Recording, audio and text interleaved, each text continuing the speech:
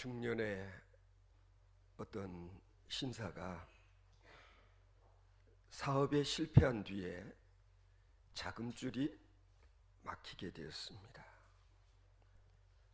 그래서 돈놀이로 부를 쌓은 80노모를 찾아가서 부탁을 했더랍니다. 어머니, 제가 지금 너무 어렵습니다.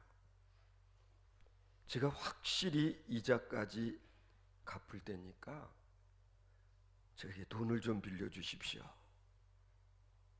하지만 80노모는 한 푼도 빌려줄 수 없다며 거절을 하고 말았습니다. 그래서 이 사람은 그러면 어머니, 제가 가지고 있는 부동산 담보라도 잡고 돈을 좀 빌려달라고 부탁을 했던 모양입니다. 그러나 이번에도 내가 하던 사업이니 내가 알아서 해결하라고 말하면서 아들의 부탁을 거절하고 말았습니다. 얼마 뒤 이 중년 신사는 농약을 마시고 자살을 해버렸다고 합니다. 이 아들을 죽음으로 몰아간 것은 무엇이라고 생각하십니까? 아들은 과연 돈 때문에 세상을 버렸을까요? 그렇게 생각할 수도 있겠습니다. 하지만 돈보다 더 귀한 사랑을 어머니에게 얻을 수 없었기 때문에 그것으로 인한 실망, 좌절감 때문에 자살한 것이 분명합니다. 때로는 부모의 욕심이 자식을 죽음으로 몰아가는 그런 경우 있습니다. 부모가 자식에게 줄 수 있는 것이 무엇일까 생각해 볼 필요가 있습니다. 우리 부모들은 자식에게 약을 줄 수도 있고 독을 줄 수도 있는 것입니다. 우리는 먹을 것과 입을 것과 그리고 성장 과정에서 용돈 주었고 학비를 대주었다고 해서 어버이의 역할 끝났다라고 생각하십니까? 우리가 정말 자식들에게 주어야 할 것은 깊은 관심과 진실한 사랑이라는 사실을 우리가 때로 잊어버리고 살 때가 있습니다. 그런 점에서 우리는 어버이가 된다고 하는 것은 정말 두렵고 떨리는 일이라는 것을 인정해야 될 것입니다. 늘 경험하는 일 가운데 하나이지만은 그 아버지의 그 아들, 그 어머니의 그 딸이 되어진다는 사실은 부인할 수 없는 현실인 것입니다. 술만 마시면 술주정을 하고 술구세를 하고 가족을 괴롭히는 그런 어버이 밑에서 아버지 밑에서 자라난 자식들,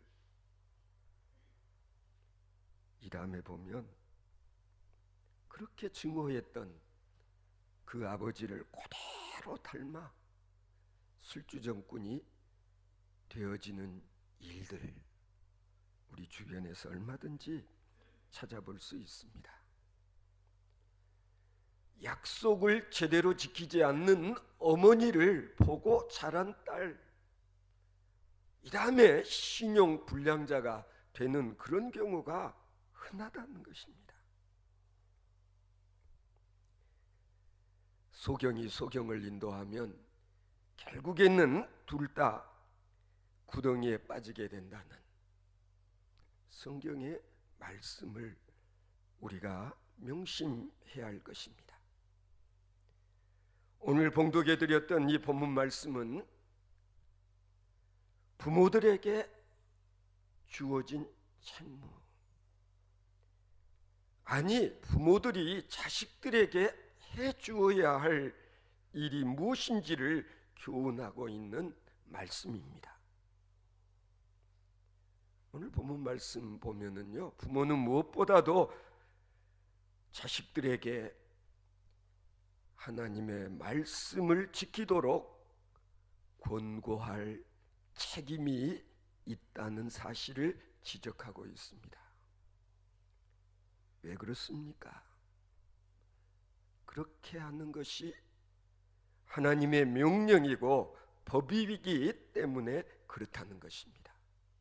아들아, 내 아비의 명령을 지키며 내 어미의 법을 떠나지 말고 그것을 항상 내 마음에 새기며 내 목에 매라. 자식에게 이렇게 말할 수 있기 위해서는 먼저 부모들이 자식들에게 신앙의 본을 보여줄 수 있어야 한다는 것입니다. 부모는 자식들에게 하나님의 법을 알게 하고 그 하나님의 법에 따라서 삶을 살아갈 수 있도록 하기 위해서는 내가 본보기가 되어 주지 않으면 안 된다는 것입니다.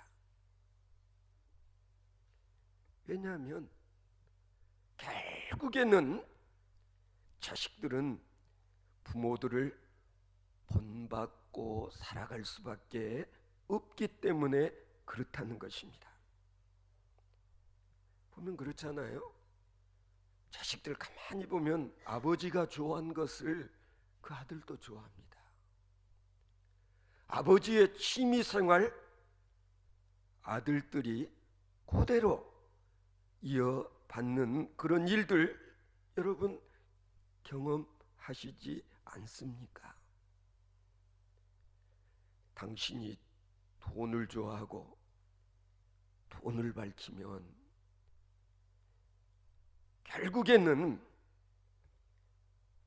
자식들도 그런 어버이를 멸시하든지 아니면은 자기도 황금 송아지를 섬기든지 결국 둘 중에 하나의 행동을 취하게 되는 것입니다.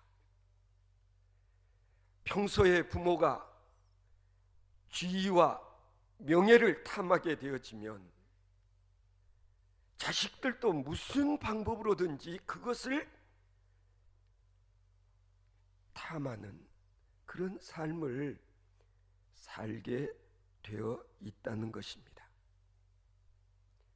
부모들이 정말 하나님을 사랑하고 신앙생활을 제대로 잘하려고 노력하고 예를 쓰면 알게 모르게 자식들이 그대로 보고 그대로 배우게 된다는 것입니다. 우리 부모님들 건성으로 교회 다니고 신앙생활하는 신용만을 하고 있는 것인지 아닌지를 누구보다도 자식들이 더 정확하게 알고 있다 합니다. 그래서 결국은 그들의 신앙생활에서도 어버이를 닮아갈 수밖에 없다는 것입니다. 하나님 앞에서 부끄러움이 없게 살아온 어버이들이라면 자식들에게 자신 있게 하나님을 경외해라, 하나님을 믿고 의지하는 삶을 살아야 된다라는 충고를 할 수 있게 되는 것입니다. 내 아비의 명령을 지키며 내 어미의 법을 떠나지 말아라. 그것을 내 목에 메고 내 마음에 새기라. 결국 이것이 너를 인도하며 너를 보호하며 너에게 말하리니, 아비를 통해 전달되어지는 이 명령은 인생의 등불이 될 것이며, 어미를 통해 전해지는 이 법은 인생의 빛이 될 것이며, 어버이를 통해서 자식들에게 주어지는 훈계와 책망은 곧 생명의 길이 될 것이라고 잠언서 기자는 오늘 우리들에게 교훈하는 것입니다. 여러분, 오늘 본문 말씀 가운데서 정말 귀한 말씀은 어버이들의 훈계의 책망이 생명의 길이 된다는 사실입니다. 영어 격언들이 많이 있지만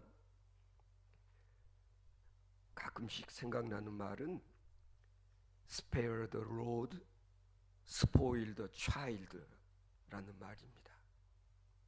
매를 아끼면 자식을 버린다는. 오늘날 가정마다 하나 아니면 둘이어서 다 귀한 자식들이라고 오냐 오냐 하고 다른 사람들 눈살 찌푸리는 행동들을 해도 내버려두는 부모들, 그 부모들 때문에 spoil the child라는 것, 당신의 자식들이 버려지고 있다는 이 사실을 알아야 된다는, 아닌 것을 보면 아니라고 하고 노해야 될 때 노하지 않으면 결국 자식들 망친다라. 가서는 안 되는 길을 가고 해서는 안 되는 짓을 그냥 묵인하고 내버려 두면 결국 자식 버린다. 제가 장례 집례할 때마다 반복해서 말씀드리곤 합니다. 자식들은 어버이들을 통해서 인생관이 무엇인지, 가치관이 무엇인지, 바른 신앙관이 무엇인지를 배우게 된다는 사실을 강조하곤 합니다. 자식들은 어버이를 통해서 하나님을 배우고 바른 신앙관을 배우게 되는 것입니다. 어떤 사람이 정신박야가 아이에게 이 화폐의 가치를 가르쳐주기 위해서 동전과 지폐를 꺼내 보이면서 이렇게 물었다는 거예요. 애야, 여기 이 돈들 중에서 어느 것이 가장 큰 것이냐? 그랬더니 이 아이는 500원짜리 동전을 집으며 이것이 가장 크다고 그렇게 말을 하더랍니다. 그래서 이 사람은 아니야, 어째서 그것이 가장 크냐? 돈 중에서는 이거다. 이 5만 원권 요 지폐가 가장 큰 돈이란다. 그렇게 가르쳐 주었지만 아이는 고개를 저으면서 말하더랍니다. 아니에요. 저는 이 동전을 가지면 엄마에게 전화를 걸 수 있어요. 엄마의 목소리를 들을 수 있어요. 그러니 이게 가장 큰 거예요. 요즘엔 아이들도 스마트폰을 가지고 있는 세상이 돼서 실감이 덜 날지 모르겠지만, 진짜 이 아이에게는 돈의 크기, 돈의 가치, 5만 원권 지폐보다도 어머니와 통화할 수 있는, 아니 어머니의 음성을 들을 수 있는 이 500원짜리 동전이 자기에게는 훨씬 더 큰 돈이라고 말했다는 이야기, 여러분 어떻게 들리십니까?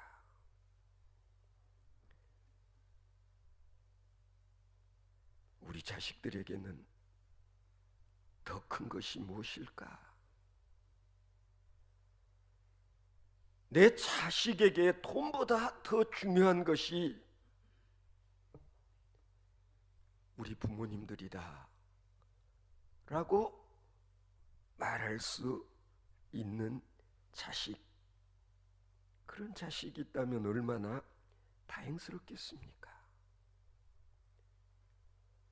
인간은 유혹이 많은 세상에 살고 있습니다. 우리는 누구라도 죄의 함정에 빠지기 쉽습니다. 이런 중에 우리가 어떻게 바른 길을 갈 수 있을까? 어떻게 하늘 아버지께서 기뻐하실 수 있는 그런 길을 갈 수 있을까? 두말할 필요 없다. 하나님의 말씀이 우리의 등불이 되고 빛이 되어야만 이런 일이 가능하다는 것입니다. 여러분 평소에 어떻게 생각하십니까?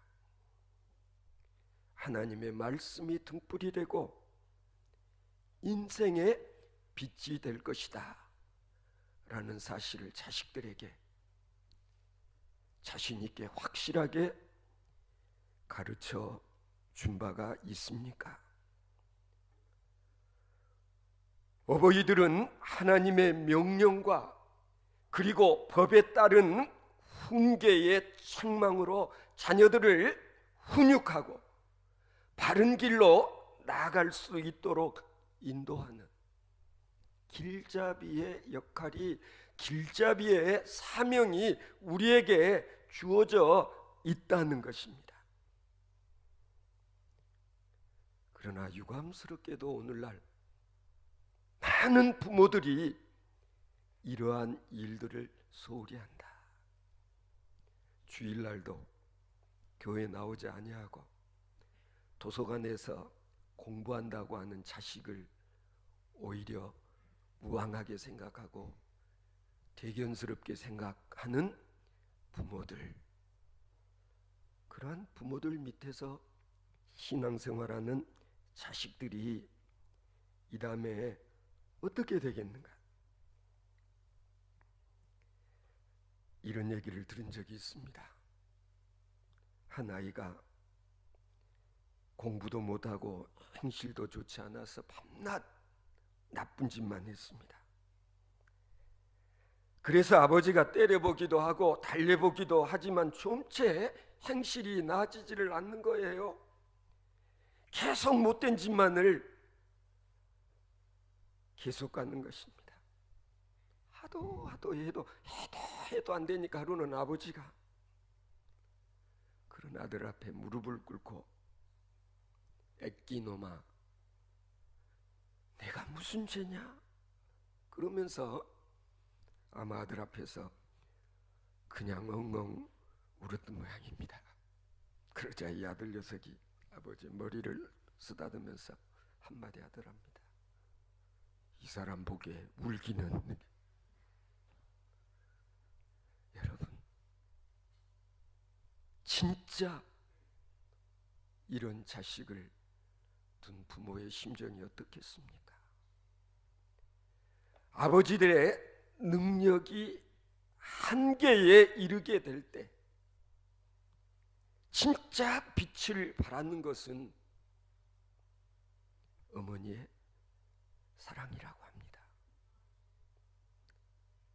아버지의 명령은 어머니의 법, 즉 사랑의 법을 능가할 수 없다고 합니다.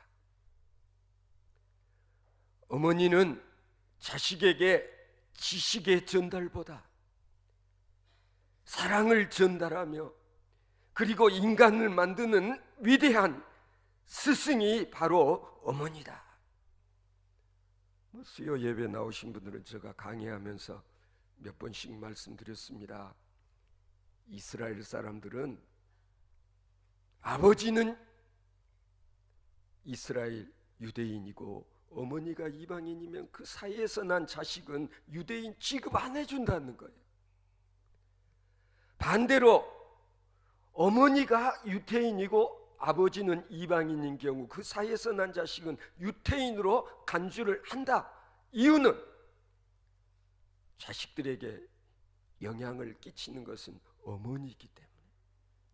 우리처럼 아버지의 혈통을 따라서 성을 이어가는 이런 거 아니라는 거예요. 어머니가 유태인이냐 아니냐, 그만큼 어머니의 역할은 크다라는. 어머니의 사랑은 동그라미처럼 시작도 끝도 없다 라는 제목의 책에 보면 이런 수기를 소개하고 있습니다. 한번 그냥 소개해드리고 싶습니다. 나는 무척 가난했지만 전혀 부끄러워하지 않으며 자랐습니다. 모두가 현명한 어머니 덕분이었습니다. 사실 초등학교 2학년 전까지 나는 우리가 가난하다는 사실조차도 몰랐습니다. 내가 필요로 하는 것은 집에 모두 다 있었습니다. 형제가 9이나 되었으니 항상 같이 뛰어놀 수 있었고, 읽을 책도 충분히 있었고, 헝겊으로 만든 인형도 있었고, 옷은 어머니가 솜씨있게 만들어준 깨끗한 옷을 입고 다녔습니다. 어머니는 항상 머리를 깨끗이 감겨 예쁘게 따주었고, 신발은 언제나 반짝반짝 윤이 나게 닦아주셨습니다. 하루는 교장 선생님이 나에게 급식을 먹을 아이들의 명단이 적힌 쪽지를 담임 선생님께 전해드리라는 심부름을 하는 영광을 차지했습니다. 나는 자랑스러웠습니다. 교실로 가는 계단을 올라가다가 상급생 2명을 만났습니다. 그중 한 명이 옆에 친구에게 속삭였습니다. 제가 가난한 집 아이야. 그리고 둘은 낄낄 웃으면서 계단을 뛰어내려갔습니다. 나는 얼굴이 빨갛게 달아올랐습니다. 그날 하루 종일 눈물을 흘리지 않으려고 애를 쓰며 수업을 마쳤습니다. 집으로 돌아가면서도 왜 나를 가난한 집 아이라고 했는지 이해할 수가 없었습니다. 나는 내가 입고 있는 옷을 자세히 살펴보았습니다.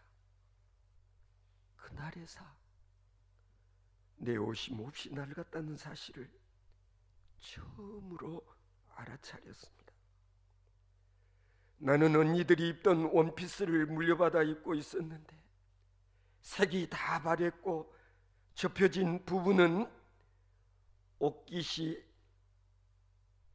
닳고 닳아 구멍이 나 있는 것을 발견했습니다. 내가 신고 있는 커다란 남자의 신발도 갑자기 부끄러워졌습니다. 집에 도착했을 즈음 나는 내가 너무도 불쌍한 애라는 생각이 들었습니다. 그리고 마치 낯선 집에 들어온 것처럼 우리 집 구석구석을 객관적인 눈으로 자세히 뜯어보았습니다. 우선 부엌 바닥에 깐 비닐 장판이 뜯어져 있는 것이 보였습니다. 페인트 칠이 다 벗겨진 문엔 더러운 손자국이 여기저기 나 있었습니다. 난 불이 죽어서 어머니가 부엌에서 나를 반갑게 맞는 소리에도 대답하지 않았습니다. 어머니는 간식으로 오트밀과 쿠키와 물에 탄 분유를 준비해 놓고 나를 기다리고 있었습니다. 다른 친구들은 분명 물에 탄 분유가 아니라 신선한 우유를 마실 것이 분명했습니다. 나는 곧장 내 방으로 들어가서 저녁 식사 시간까지 나오지를 않았습니다. 그리고 생각했습니다. 어머니는 나에게 왜 진작 이 이야기를 해주지 않았을까? 나는 용기를 내어 부엌으로 갔습니다. 엄마, 우리 집 가난해? 나는 대드는 투로 물었습니다. 어머니가 그렇지 않다고 부정할 줄 알았습니다. 그런데 어머니는 오랫동안 아무 말 없이 생각에 잠긴 표정으로 나를 바라다 보셨습니다.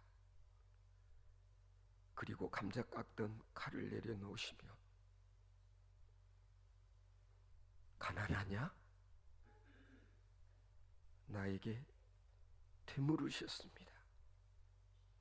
그리고 말씀하셨습니다. 아니다. 우리는 가난하지 않다. 우리가 가진 것들을 보아라. 어머니는 거실에서 놀고 있는 형제들을 가리켰습니다. 순간 나는 어머니의 눈을 통해서 나무가 활활 타고 있는 벽난로, 그리고 밝은 색깔의 커튼, 어머니가 손수 만들어 깔아놓은 카펫, 식탁 위에 접시에 가득 담긴 쿠키를 보았습니다. 그리고 저 부엌 창문 밖으로 확 트인 시골 풍경이 보였습니다. 우리 남매들이 날이면 날마다 뛰어노는 모험을 했던 곳이었습니다. 어머니가 말을 이었습니다. 다른 사람들은 우리가 돈이 없으니까 가난하다고 생각할지 몰라. 하지만 우리는 집에 가진 것이 이렇게 많지 않니? 어머니는 환하게 웃으시며 저녁 식사를 준비하는 일을 계속했습니다. 그날 어머니는 내 위장뿐 아니라 텅 빈 내 마음과 영혼에도 풍요로운 양식을 제공해 주셨습니다. 이런 어머니는 나의 생명의 길잡이입니다. 라는 수기. 여러분 어떻게 생각하십니까? 미국의 어느 연구팀에서 연구 결과를 발표했는데요. 영장류는 자녀를 돌보는 데 들이는 정성이 수명과 비례한다 라는 결론. 영장류들을 조사해 보니까 자녀를 돌보는 데 들이는 그 정성과 시간이 수명과 비례하더라 라는 사실을 발견했다는 거예요.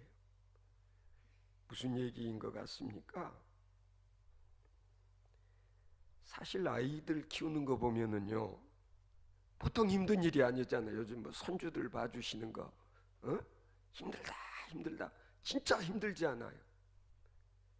이런 힘든 일을 한 여자들, 어머니들이 병약하고 일찍 죽어야 될 것 같지만 아니라는 거예요.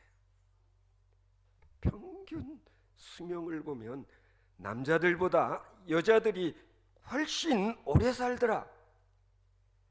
사람만 그런 것인가 연구를 해봤다는 거예요. 그랬더니 침팬지라든지 고리라, 원숭이 등등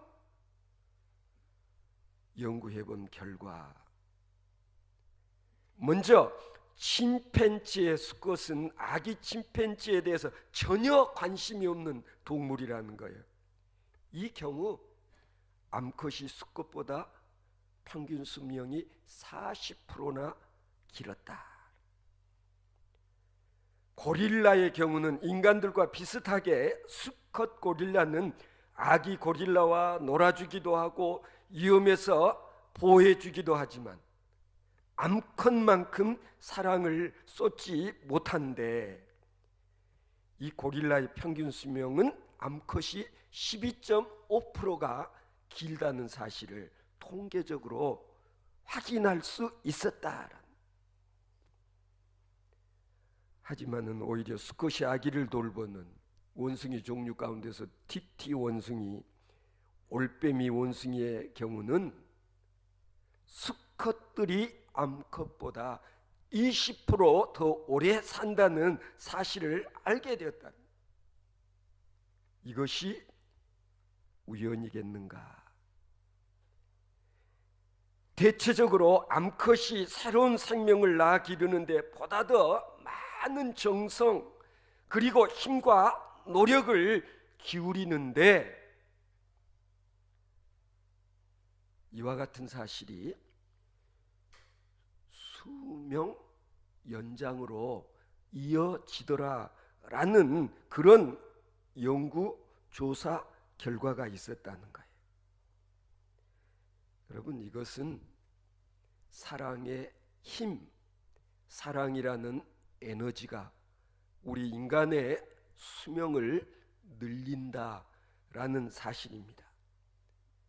이게 우연이 아니라 성경에 보면 이것은 하나님의 약속이다. 여러분, 에베소서 6장 1절 이하에 보면은요, 자녀들아 너희 부모를 주 안에서 순종하라. 이것이 옳으니라. 내 아버지와 어머니를 공경하라. 이것이 약속 있는 첫 계명이니 이는 내가 잘되고 땅에서 장수하리라. 성도 여러분, 자식들이 부모에게 효도하고 공경하면 장수의 복을 누리게 하시겠다는 하나님의 약속, 마찬가지입니다. 결국에는 사랑의 크기와 수명은 비례한다고 하는 것을 성경이 우리에게 증명하는 것 아니겠습니까? 마찬가지입니다. 자식을 사랑하는 부모, 부모를 사랑하는 자식, 그들에게는 수명 연장의 복을 하나님께서 약속하셨다라는 사실을 기억하시기 바랍니다. 혹시라도 장수의 복을 누리고 싶다면 자식들은 부모를 공경하고 부모를 사랑할 것이요, 그리고 정말 자식을 위해서 희생, 헌신, 사랑했기 때문에 하나님이 주시는 장수의 복을 누릴 수 있는 그런 아름다운 믿음의 가정들이 되어지실 수 있기를 바랍니다.